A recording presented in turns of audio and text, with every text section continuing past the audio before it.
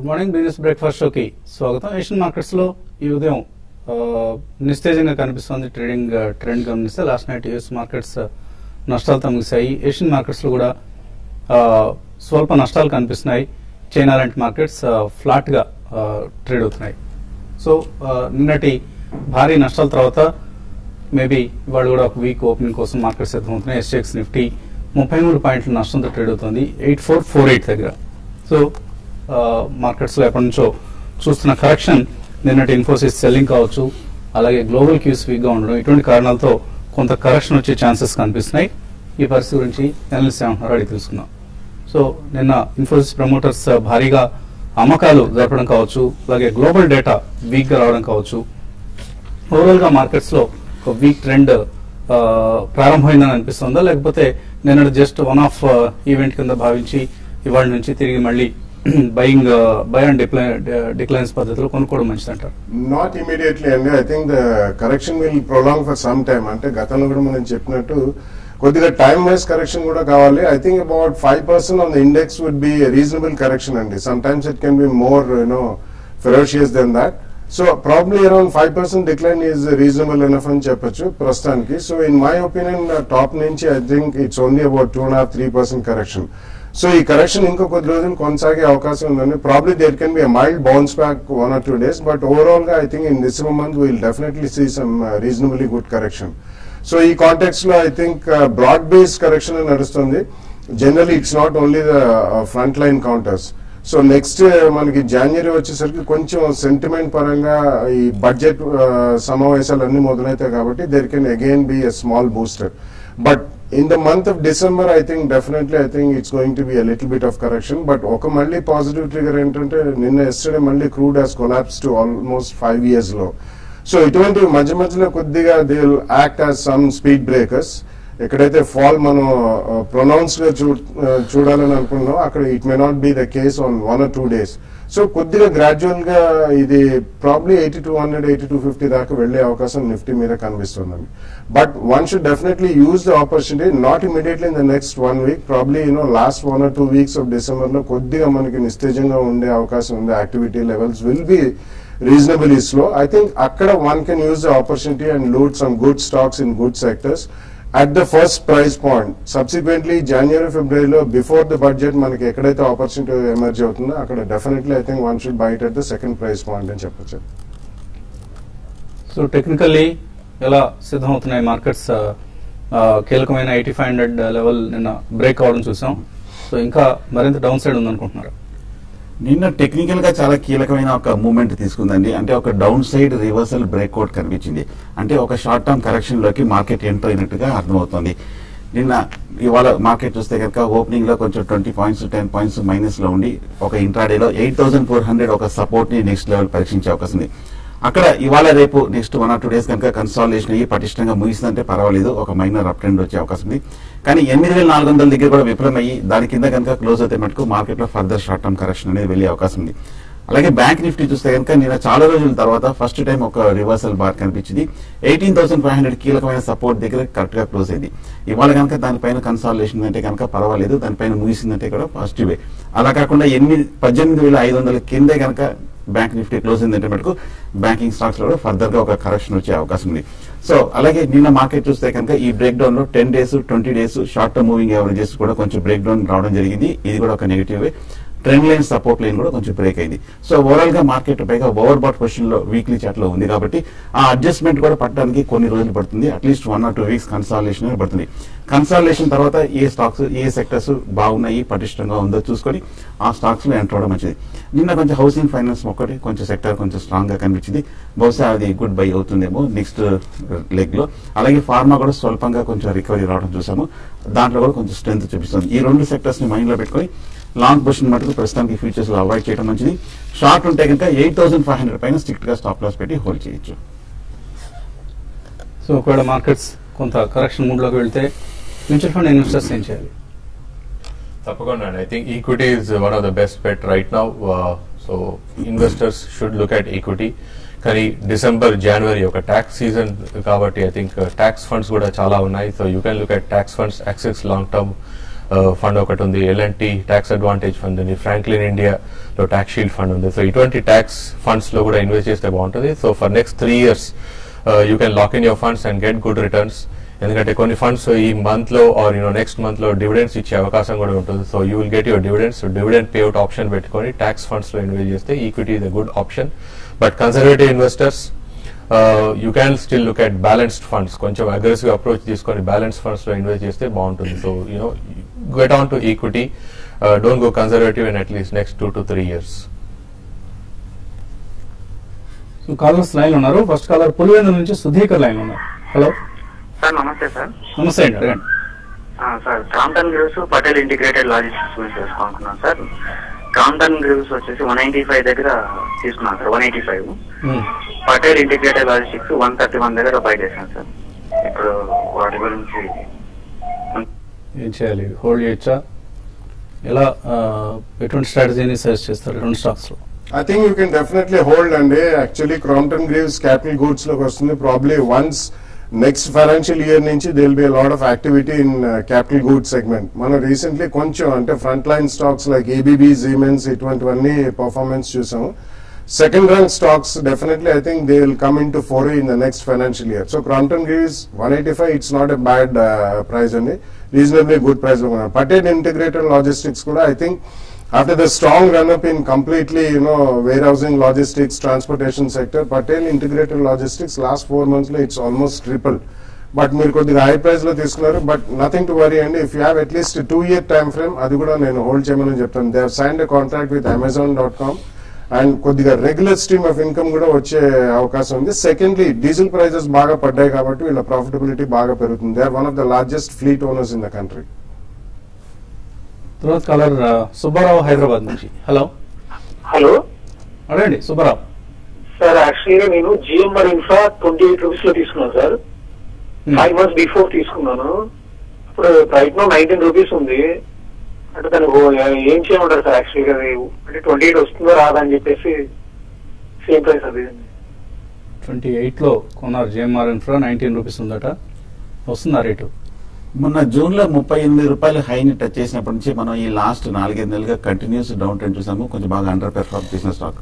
కాకపోతే టెక్నికల్ గా last 1 or 2 months గా చూస్తే కనుక 17 రూపాయల దగ్గర స్ట్రాంగ్ సపోర్ట్ ఉంది. కాబట్టి ఇక్కడ కొంచెం ఈ డౌన్ ట్రెండ్ అరెస్ట్ అయ్యి ఇక్కడ నుంచి కొంచెం కన్సాలిడేషన్ దశగా వెళ్ళే అవకాశం ఉంది.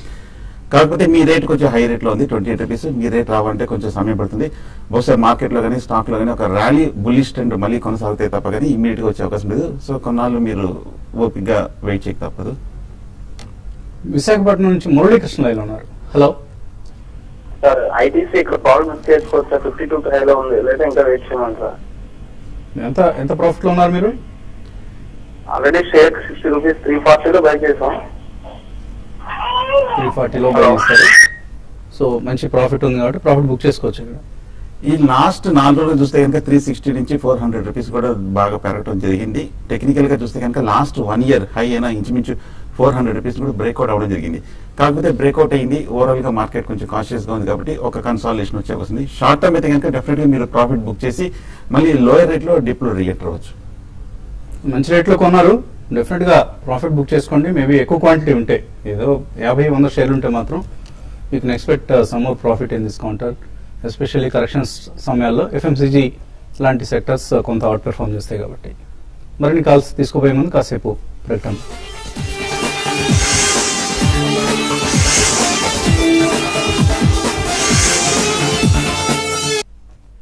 బిజినెస్ బ్రేక్ఫాస్ట్ తిరిగి స్వాగతం. తర్వాత కాలర్ లైన్ ఉన్నారు, విజయవాడ నుంచి కుమార్. హలో, గుడ్ మార్నింగ్ అండి. ప్రజ్ ఇండస్ట్రీస్ ప్రజెంట్ రేట్ లో బై చేయొచ్చా? జైన్ ఇరిగేషన్ 80 లో హోల్డ్ చేస్తున్నానండి, హోల్డ్ చేయమంటారు? అలాగే రాజ్ ఇండస్ట్రీస్ ఈ రేట్లు తీసుకోవచ్చు. Yeah, I think you should buy Praj Industries in about 2 or 3 price points or maximum in the next 6 months monthly SIP cheyandi. Endukante they are also getting into water management and renewable energy and ఈ స్వచ్ఛ భారత్ లో definitely వాళ్ళకి additional గా business వచ్చే అవకాశం ఉంది. Originally they were the manufacturers of fermentation based machinery and ethanol, portable alcohol చేసే machinery చేస్తారు. It's a decent company. You can buy it in 2-3 price points or 6 months SIP. తర్వాత caller Venkateswarlu Guntur నుంచి. Hello, good morning doctor గారు. Morning. Sir నేను Lakshmi Vilas bank వచ్చేసి నాకు average వచ్చేసి 92 rupees లో ఒక 920 షేర్స్ ఉన్నాయండి. అలానే నేను నిన్న ఒక 500 షేర్స్ మళ్ళీ 82 రూపీస్ లో మళ్ళీ బై చేశాను సార్. హలో, ఓకే అండి, చెప్పండి సార్. ఇలా పడుతూ ఉంటే ఈ స్టాక్స్ బై చేసుకోవచ్చా సార్? ఇంకా ఇంకొక 2000 షేర్లు బై చేసుకోవాలనుకుంటున్నాను. అలానే ఆర్సీఎఫ్ వచ్చేసి ఒక 8 షేర్స్ ప్రెసెంట్ రేట్ లో బై చేసుకుంటే నాకేమన్నా అంటే ఈ 2 స్టాక్స్ మే జూన్ దాకా హోల్డ్ చేసుకున్నాను సార్. ఆర్సీఎఫ్ కూడా బై చేసుకోవచ్చు sir. Lakshmi Vilas bank avoid చేయండి. మీరు కంటిన్యూస్ గా దాని వెంట పెట్టడం కూడా కరెక్ట్ కాదు. కొంచెం ఈ చిన్న బ్యాంకుల్ని ఇంకా ఎక్కువగా బయింగ్ సపోర్ట్ రావట్లేదు. ప్రస్తుతానికి యాక్షన్ అంతా పెద్ద బ్యాంక్స్ లో ఉందండి. ఐసిఐసి కావచ్చు, లేదా కరూర్ వైశ్య, ఈవెన్ ఐఎన్జీ, ఇటువంటి కౌంటర్స్ లో ఎక్కువ ఉన్న యాక్షన్ మీకు చిన్న బ్యాంక్స్ కౌంటర్స్ లో కనపట్లేదు. మేబీ లాంగ్ టర్మ్ లో కొంత పెర్ఫార్మ్ చేసే ఛాన్స్ ఉంటుంది. బట్ ఎల్విబి టెక్నికల్ ఎలా ఉంది?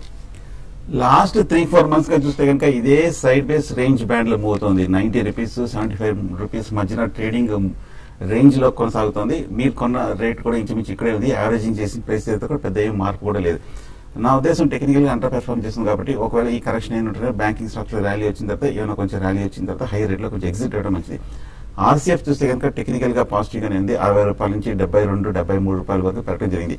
మనం లాస్ట్ 6 months గా చూస్తే కనుక జూన్ జూలై కూడా ఒక మేజర్ టాప్ ఏర్పడింది. ఈ మధ్య కూడా లాస్ట్ మంత్ కూడా ఒక మేజర్ టాప్ ఏర్పడింది. అక్కడ ఒక మేజర్ రెసిస్టెన్స్ కూడా ఉంది. సో కాబట్టి కరెంట్ రేట్ దగ్గర కొంచెం అప్ ట్రెండ్ ఆగే అవకాశం ఉంది. ఒకవేళ షార్ట్ టర్మ్ మీరు ఆల్రెడీ ప్రాఫిట్ ఉన్నారంటే కనుక క్లోజర్ టు 75 రూపీస్ దగ్గర ప్రాఫిట్ బుక్ చేయొచ్చు. ఓవరాల్ గా స్టాక్ చూస్తే ఆర్సీఎఫ్ మటుకు పాజిటివ్ గానే కనిపిస్తుంది. శ్రీనివాస్ విజయవాడ నుంచి. హలో, నమస్తే అండి బాలయ్య గారు.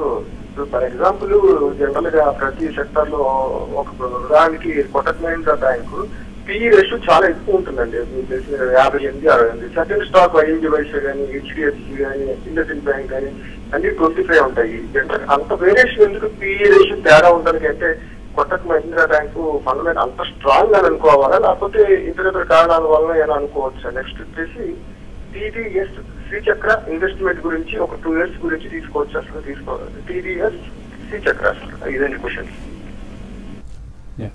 Yeah, TVS Sri Chakra definitely konachandi. They claim that they are the largest two-wheeler tire manufacturers in the world, and it's fundamentally a very strong company. And recently, raw material prices, rubber and mudi sarku, latex and ivanni kuda bhariga paddayi. They are almost at a 5 years low, and it's a very good company, very good pedigree also. So definitely, I think you can buy. But last 6 months lo it's more than doubled and almost 800 నుంచి 1700 దాకా వచ్చింది. So buy it in 2 price points. Worst case scenario maybe around 3rd price point. మీరు Kotak Mahindra bank ఇంత PE ratio ఎందుకుందంటే definitely there are certain valuation parameters అండి. Kotak Mahindra has got a sum of the parts valuation అంటారు. You should never go by PE ratio at all. Some of the private sector banks, they have their asset management company, they have their general insurance company, life insurance company. ఇతరత్ర కోటక్ లో చాలా ఎక్కువ ఉన్నాయండి. ఇవే కాకుండా recently దానికి ING Vysya merger ఒకటి. Not only that, they also have some non-banking financial companies which are directly under the control of Kotak Mahindra, Kotak Primus అని ఇటువంటివి. So some of the parts valuation ఉంటుంది కాబట్టి ఎప్పుడైతే అది హైవ్ ఆఫ్ చేసి separate listing అవుతుందో suddenly they will be a valuation spurt. అందుకని మీకు అది హై వాల్యుయేషన్ లో కనిపిస్తుంది. But otherwise the street knows it better అండి. It's a decent company to invest. Last caller Nidadavolu నుంచి ఆంజనేయులు. హలో, నమస్తే సార్. నమస్తే, అడగండి. అదే సిఎంట్ ఒక 500 ఉన్నాయండి నా దగ్గర, సిఎంట్ కంపెనీ. అది హోల్డ్ చేయాలండి లేకపోతే అమ్మేసాను? అంటే నేను 1.5 year బ్యాక్ కొన్నానండి. అది ఇప్పుడు బాగానే ఉంది రేటు, కానీ హోల్డ్ చేయొచ్చా? ఇంకా పెరిగే ఛాన్స్ ఉందా లేకపోతే అమ్మేయాలండి? అదొకటండి. రోల్టా ఇండియా ఒకటి ఇన్వెస్ట్ చేయొచ్చండి. రోల్టా ఇండియా ఉంది, అదొకటి. ఐసిఐసి బ్యాంక్ గురించి కూడా ఉంచాలి. సిఎట్ హోల్డ్ చేయొచ్చా? ఇంకా ప్రాఫిట్స్ వస్తాయా? లాస్ట్ 6 months గా చూస్తే కనుక జూన్ నుంచి మనం కంటిన్యూస్ గా అప్ ట్రెండ్ చూస్తున్నాము. పైగా మార్కెట్ లాస్ట్ 1 month గా కన్సాలిడేషన్ రియాక్షన్ కూడా పెద్ద ఏమీ స్టాక్ మీద ప్రభావం కనిపించలేదు. బులిష్ గానే కనిపిస్తుంది. డెఫినెట్ గా మీరు హోల్డ్ చేయండి లాంగ్ టర్మ్ అయితే. ఒకవేళ షార్ట్ టర్మ్ మీకేదైనా అవసరం అయితే మటుకు ప్రాఫిట్ బుక్ చేయాలనుకుంటే చేయొచ్చు. బట్ డెఫినెట్ గా లాంగ్ టర్మ్ హోల్డ్ చేయొచ్చు. రోల్టా కూడా మనం చూస్తున్నాము కంటిన్యూస్ గా లాస్ట్ 3 months ఇదే రేంజ్ లో 125-100 రూపీస్ మధ్యన కొంచెం ఊగిసలాడుతుంది. ఇప్పుడు కరెక్ట్ గా సపోర్ట్ 100 రూపాయల దగ్గర పైన ట్రేడ్ అవుతుంది. ప్రస్తుతానికి హోల్డ్ చేయండి. కానీ 100 దగ్గర మటుకు 2-3 రోజులు క్లోజ్ అయిందంటే మటుకు దాని కింద బ్రేక్ అయిందంటే మటుకు కొంచెం షార్ట్ టర్మ్ కొంచెం మీరు అప్రమత్తంగా ఉండండి. ఫణికుమార్ మెయిల్ పంపించారు. ఆయన మ్యూచువల్ ఫండ్స్ లో స్టార్ట్ చేస్తున్నారట. UTI focused equity fund series 2 11 or 2 days. మంచిదేనా ఇది? Personally I would not suggest అండి క్లోజ్డ్ ఎండ్ ఫండ్ ఈ టైంలో మీరు ఓపెన్ ఎండ్ ఫండ్స్ లో ఇన్వెస్ట్ చేస్తే బాగుంటుంది because closed end fund for next 3 years plus is I would not suggest ఎందుకంటే ఇవన్నీ ఫిక్స్డ్ మెచ్యూరిటీ ప్లాన్స్ లాగా ఉంటుంది so you are only limiting your returns get in to open end funds చాలా ఉన్నాయి యూటీఐలోనే ఓపెన్ ఎండ్ ఫండ్స్ ఉన్నాయి so you can get in to open end funds you will get at least 12 to 14% return in next 1.5 year. So a particular scheme నేను suggest చేస్తాను debt schemes అండి యూటీఐలోనే debt schemes ఉంది so you can look in to it but risk తీసుకోవాలనుకుంటే you can look in to UTI equity itself you know is a good fund. అలాగే ఆయన 5,000 rupees per month invest చేస్తారంటే mutual funds లో tax లో చూపించాలి అది normal గా tax లో చూపించాలనుకుంటే you have tax saving schemes అని ఇంతకుముందు చెప్పినట్టుగా యూ హ్యావ్ యాక్సెస్ లో long term equity fund Franklin లో ట్యాక్స్ షీల్డ్ ఫండ్ హెచ్డిఎఫ్సి లో long term advantage fund so ఇటువంటి ట్యాక్స్ అడుగుతుంది ట్యాక్స్ బెనిఫిట్ కోసం కాదనుకుంటాను దాన్ని ఆయన రిటర్న్స్ లో చూపించాలా అని అనుకుంటున్నాను నేను కరెక్ట్ గా రాయలేదు ఆయన ఇప్పుడైతే ప్రస్తుతానికి అయితే అవసరం లేదండి when you cell the entire fund అప్పుడు క్యాపిటల్ గెయిన్స్ కింద to get benefit of capital gains long term అమ్మినప్పుడు మాత్రం చూపెట్టాలి. కీర్తి అడుగుతున్నారు పిపా డిఫెన్స్ 55 లో కేసీపీ షుగర్స్ 25 లో శ్రీ రేణుక 30 రూపాయలు కొన్నారు ఏం చేయాలి sell or hold?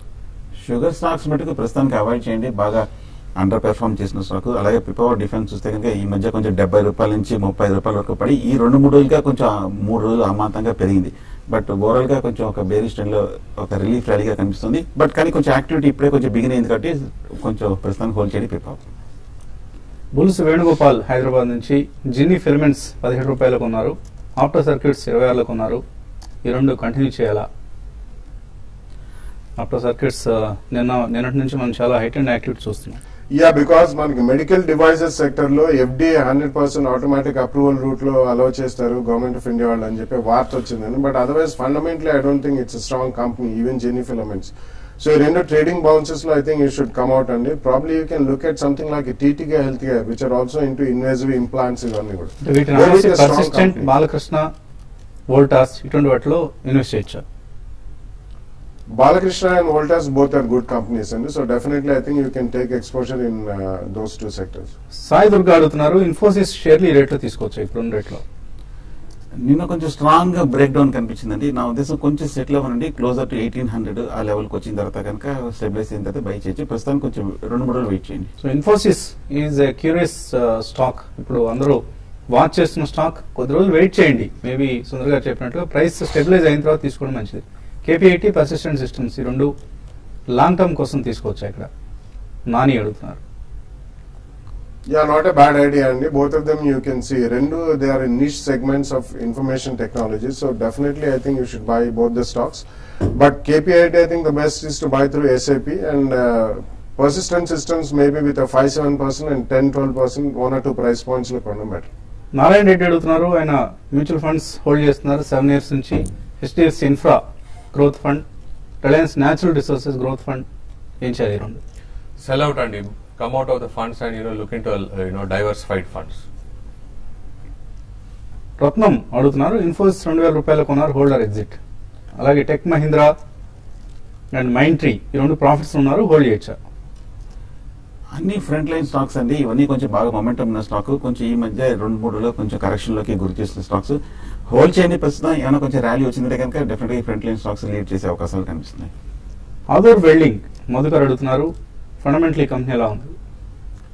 It's a small cap company and it's a decent company actually. Advani Orlicon and JP Adar Welding is their subsidiary and it's a listed company. It's a decent company, you can hold on to it. Bank Nifty high నుంచి 2% correct అయింది. ఇంకా correction ఉందా లేకపోతే ఇది first buying point గా తీసుకోవచ్చా? శ్రీరావు అప్పుడే ఇది ఫస్ట్ బయింగ్ పాయింట్ అనుకోలేమండి. నిన్నే ఒక రివర్సల్ వచ్చింది కాబట్టి ఎక్కడ సపోర్ట్ తీసుకుంటుందో చూడాలి. బట్ ఎక్స్ట్రీమ్లీ ఓవర్ బాట్ అవుతుంది కాబట్టి డెఫినెట్ గా కొన్నాళ్ళు కరెక్షన్ కొనసాగే అవకాశం ఉంది. వెయిట్ చేయండి. ఎస్ఈఆర్ ఓసీఎల్ ప్రెజెంట్ రేట్లు తీసుకోవచ్చు. రంగనాథ్ అడుగుతున్నారు. పూర్తి పేరు రాయడానికి బద్దకిస్తే మేము సమాధానం చెప్పడం కష్టం అవుతుందండి. ఎస్ఈఆర్ అంటే ఏం కంపెనీ? హెచ్సిసి 1 year టార్గెట్ ఎంత? కమల్ అడుగుతున్నారు. Well, target is very difficult to say, Andy, but I think you should hold it. Lavasa వాళ్ళది IPO ఫైల్ చేశారు కాబట్టి once that hits ఇందులో కొద్దిగా వాల్యుయేషన్ పెరిగే అవకాశం ఉంది. డైమండ్ అన్న పేరుతో వచ్చింది diamond Swami. Ashok Leyland Eicher Motors 5 years కోసం అశోక్ లేలాండ్ కూడా ఐషర్ మోటార్స్ లాగా పెరుగుతుందా? No, definitely not. And in terms of valuation, see, Eicher Motors is a 10 rupees stock and they are absolute monopoly in leisure biking segment. And Ashok Leyland is a truck maker. So, ala avutunda definitely no, but you can get decent appreciation in Ashok Eicher లో కూడా Leyland. Commercial vehicle segment ఉంది, కానీ మీరు అన్నట్టుగా bike They are segment making almost 90% of the money only in leisure biking and as of now. So, Ashok Leyland also will give you a decent return, but it cannot be a next Eicher Motors. We do not know, but you can buy into both. Subbareddy IDBI 67లో IOB 60లో తీసుకున్నారు, long term కోసం hold చేయొచ్చా? రెండు stocks కొంచెం week గానే ఉన్నాయండి. కొంచెం ఈ రెండు చిన్న బ్యాంకింగ్ స్టాక్స్ లాస్ట్ 2-3 months పెద్దగా పార్టిసిపేట్ చేయలేదు. ప్రస్తుతానికి ఇది హోల్డ్ చేయండి, ర్యాలీలో ఎగ్జిట్ అవడం మంచిది. నారాయణమ్మ అడుగుతున్నారు, Ashok Leyland, NFL, JB chemicals, SBI వీటిలో ఎస్ఐపి చేయొచ్చా? I think NFL is not a great idea, but rest of the three, I think you can definitely do SBI, SIP. Padma అడుగుతున్నారు, టాల్బ్రోస్ తీసుకోవచ్చా ఇక్కడ? It's one of the few auto ancillary companies, and all the auto ancillary pack is doing very well. So I think you can definitely take some exposure, but కొద్దిగా careful గా ఉండాలండి. ఇవన్నీ చాలా liquidity పరంగా చాలా లో ఉంటాయి, అండ్ ఇప్పుడిప్పుడే టర్న్ అరౌండ్ కేసెస్ కాబట్టి కొంచెం ఏదైనా తేడా జరిగితే మాత్రం they will be subject to bashing. అది కొద్దిగా కేర్ఫుల్ గా ఉండాలి. రత్నారెడ్డి అడుగుతున్నారు, సన్ ఫార్మా 776లో, ఎంఎం ఫోర్జింగ్స్ 348లో, క్యాపిటల్ ఫస్ట్ 228లో హోల్డ్ చేస్తున్నారు. 3 to 5 years కోసం హోల్డ్ చేయొచ్చు. Yeah, 3 to 5 years definitely. I think you have made a good choice, and you can definitely hold them. ఇంకా మెయిల్స్ ఉన్నాయి, కానీ సమయం కూడా మించిపోయింది. ఇది ఇవాల్టి బిజినెస్ బ్రేక్ఫాస్ట్. మధ్యాహ్నం 1:30 మళ్ళీ స్మార్ట్ ఇన్వెస్ట్లో కలుద్దాం.